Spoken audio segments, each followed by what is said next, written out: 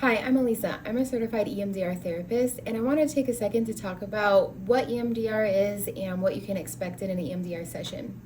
So basically, EMDR works with numerous parts of the brain. If you go like this with your hand, this is a good model of what your brain's anatomy looks like. So you have the brainstem down here that works with automatic things like breathing, heart rate, digestion, and things like that. A lot of times when we've gone through a lot in our lives, those systems can get dysregulated and we can have some physical symptoms of trauma. So this middle system is called the limbic system. So in there, that's where a lot of times our flight or flight responses come in. It's an area of the brain where some emotions or some reactions or material can get stuck. So the thing about the limbic system, which is really interesting, is that time doesn't exist there and language doesn't exist in that part of the brain. So, for example, if you're super in love with someone and you could spend hours and hours just staring into their eyes and it feels like a few minutes have gone by, that's a good indication that the limbic system is activated. It's a pleasurable sensation in that sense. But how about when you get a reminder of something that happened 10 years ago that feels like it just happened 10 seconds ago? It's likely because that part of your brain is firing. The limbic system is designed to help us survive. All it cares about is we might be in danger and we need to get out of this. The neocortex, which is the top part of the brain, sometimes lags behind. So if you, let's say, were in a car accident a few years ago and you get a similar situation where someone might pull out in front of you, you kind of get activated again. That's the limbic system being like, we are in danger, we need to do something about that. You might feel your stomach drop or something like that. So the neocortex can, where logic and reason and time exist, can say, hey, this happens, you hit your brakes on time, you're good. The accident happened a long time ago. It's not happening again. But you still go down the road for like a mile or two and you're feeling as if the accident just happened to you. That's an indication that, there might be a disconnect. And this is a super normal thing because of how the brain is wired. So basically what EMDR does is it helps reestablish the connection between the limbic system and the neocortex. So you can pull from the logic and the reason and the notion that time exists that's in the neocortex to kind of communicate with that part of the brain, which is the limbic system, that might be activated in times that it doesn't need to be responding in these ways. So EMDR uses a tool called bilateral stimulation, which can take place by moving the eyes, which is the EM in EMDR. So processing through material, kind of like a REM cycle when you sleep, which is with eye movements that might look like this. So a full sweep of the eye. We can use tactile stimulation, which is placed with buzzers or with butterfly tapping. There can be audio stimulation. So there's numerous different ways to kind of like tailor the EMDR bilateral stimulation sensations that are most comfortable to each client. But what a EMDR session can look like varies depending on where you're at in the process. So there are 8 phases to EMDR. Phase 1 is history taking and assessment. So that's where the therapist is kind of gathering information and understanding what's going on with the client, what some of the goals are for therapy, maybe identifying some of those targets or some of those moments, like what I was saying about a car accident or something that happened a long time ago, identifying some of the material that the client would like to reduce the distress about is all part of phase 1. Sometimes we've gone through what's called attachment wounds, which is kind of like, some events that have occurred throughout childhood, or maybe some chronic situations that people live through during childhood that might need a little bit of organization, kind of like figuring out how to reestablish some of those bonds or healing through some attachment wounds. So phase 1 of EMDR can take a little bit for some people, or some people come to counseling saying, hey, the car accident's an issue, I need to work on that, and it's a little bit more concrete. But either way, I look at phase 1 as kind of unpacking a suitcase or figuring out what someone's goals are, or where we might be headed in therapy. Phase 2 of EMDR is called resourcing. So some grounding skills, some meditation skills, some mindfulness skills are all brought in, so we can kind of establish a container for the work that we'll do.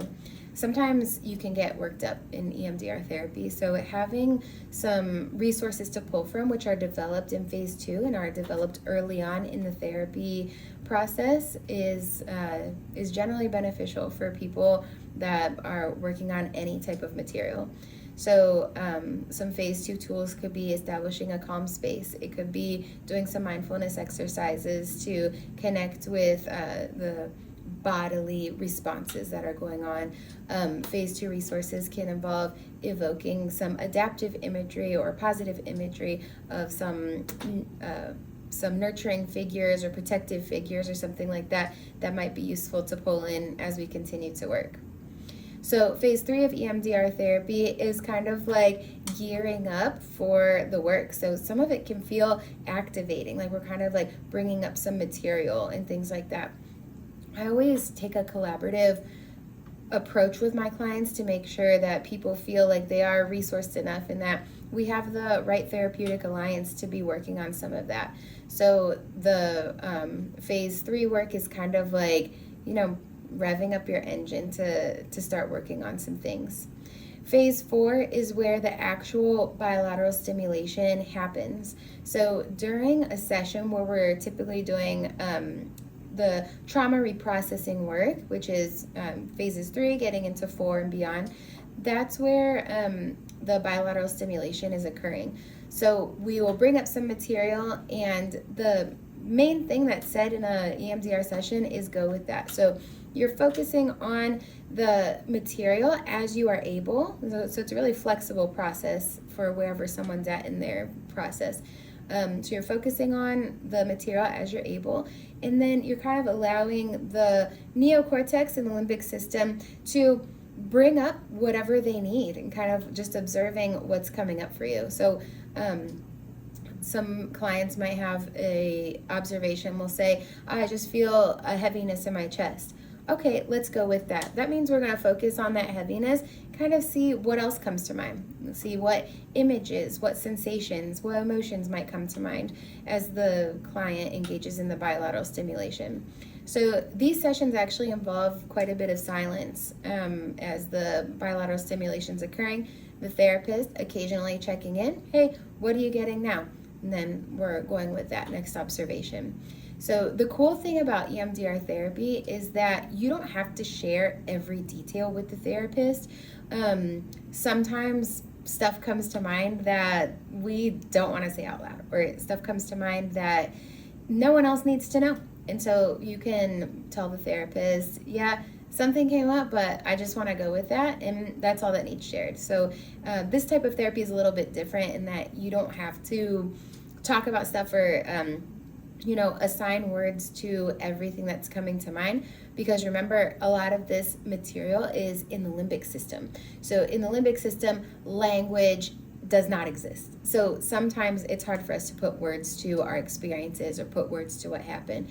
And that's okay. EMDR can work even if you're not telling the therapist every single thing that's coming up.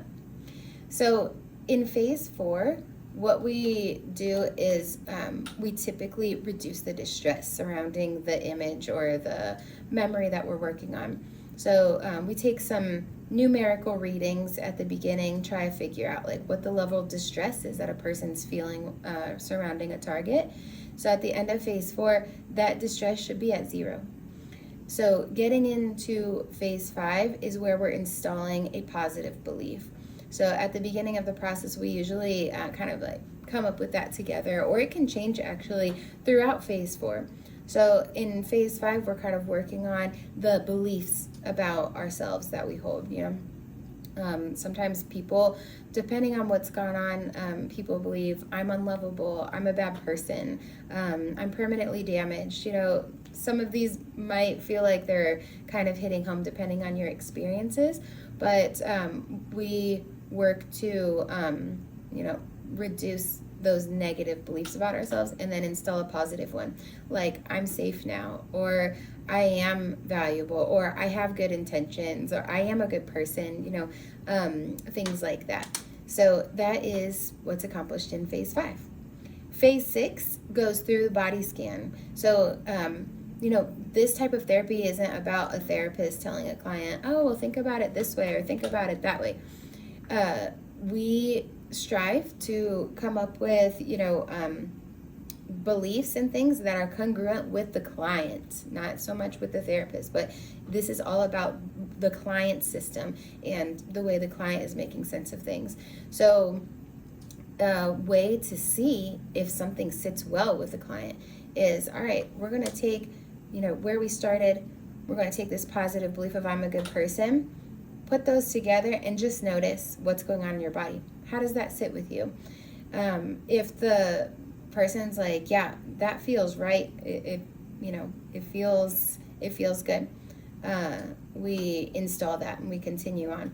If someone says that doesn't sit well with me, I think there might be another belief that fits better with that, or I'm still feeling some distress in my stomach, or I'm still feeling that like fight or flight response or something like that, then we'll continue on with our bilateral stimulation and work through any residual material that might still be coming up.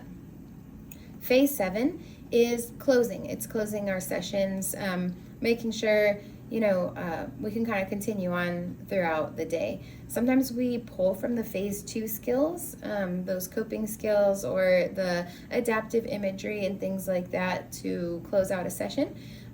So that's phase 7. And then phase 8, that can occur at the beginning of EMDR sessions where you're kind of like reassessing, hey, last time we worked on this target, where are you at with that right now? Did anything come up and stuff like that? And you're just kind of like reassessing where we should start off with the process and things like that. There's also phases of EMDR that involves a future template, so if driving is the thing, maybe coming up with a future template where the person is driving and they're able to pull from the positive belief, or they're able to pull from some of the adaptive imagery that came up throughout phases 1 through 7 as we've been working on a different target. So what to expect in a session is, I would say, expect a lot of silence, just as the bilateral stimulation is going on, the therapist occasionally checking in. And sometimes people can feel like worked up because we're kind of exposing ourselves to some of the stimulus involved with target or with the trauma and things like that. So feeling a little bit worked up is normal. It's part of the process. And the hope and what happens, I would say most of the time, is that distress will reduce as we continue to work, as we continue to go through the session. But so those are the EMDR phases in a nutshell. That is kind of my explanation of what exactly is going on inside the brain as the limbic system and as the neocortex are communicating. And that's EMDR. So if you'd like more information about it, you could go to emdria.org. That is the International Association for EMDR Therapy. And you can also feel free to get in touch with an EMDR therapist near you. On emdria.org, there is a therapist directory where you can search both trained and certified EMDR therapists. So feel free to leave a comment if you have a question about EMDR therapy, and I wish you the best in your process.